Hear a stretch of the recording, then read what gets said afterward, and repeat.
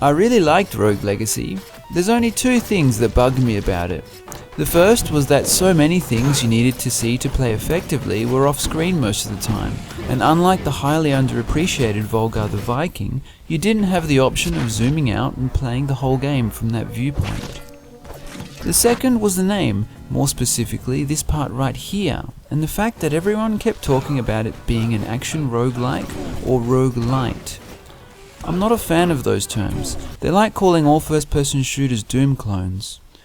Rogue things are more diverse now than just what Rogue was, so I'm going to follow a recent trend and start calling them procedural death labyrinths.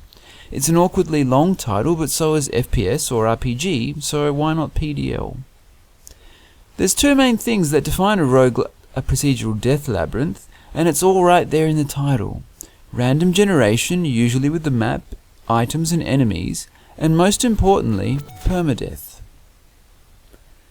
Now, while you can turn off random map generation in Rogue Legacy, the game doesn't want you to do it.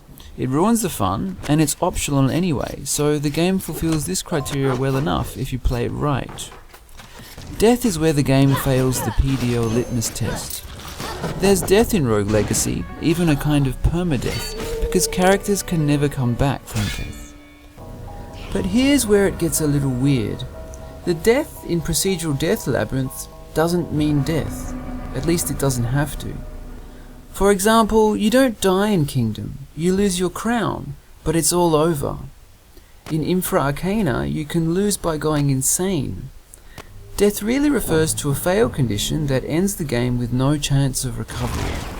It means losing everything and having to start the whole game over. In my opinion, to be called a PDL or a rogue anything, this is the most important feature of all.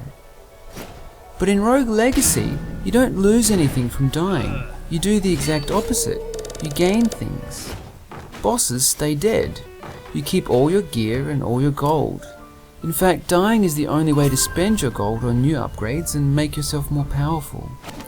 There's no death penalty, there's a death reward. Dying doesn't end the experience, it's a necessary step in your forward progression. Even people who speedrun the game need to die a few times, and they'll do it on purpose at certain points. Doing that in a real PDL ends the speedrun in failure. Some core PDLs like FTL or Tales of Maj'Al have you unlock things, but still qualify because they don't make you more powerful. They just give you more choices on how to play the game.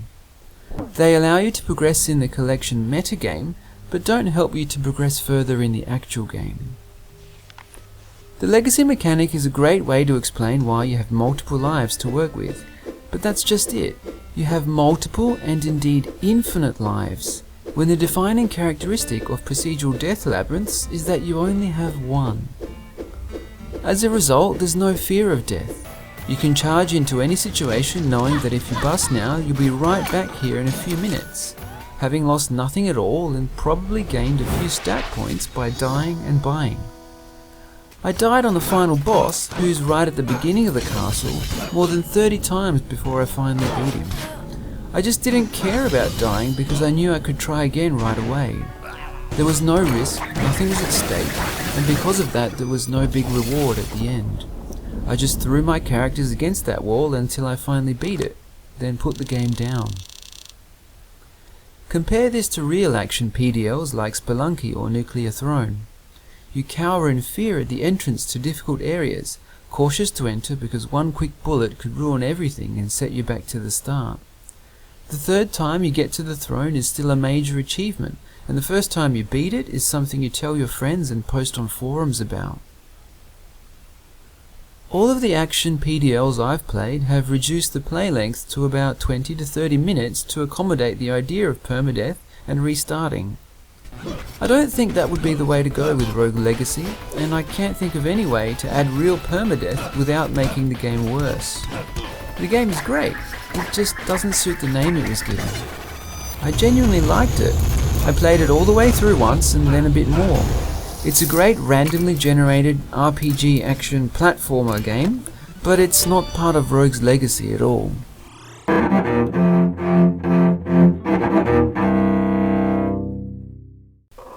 Huge thanks go out to my new Patreon supporters. The fact that anyone out there thinks my stuff is worth paying real money for is a huge source of motivation for me.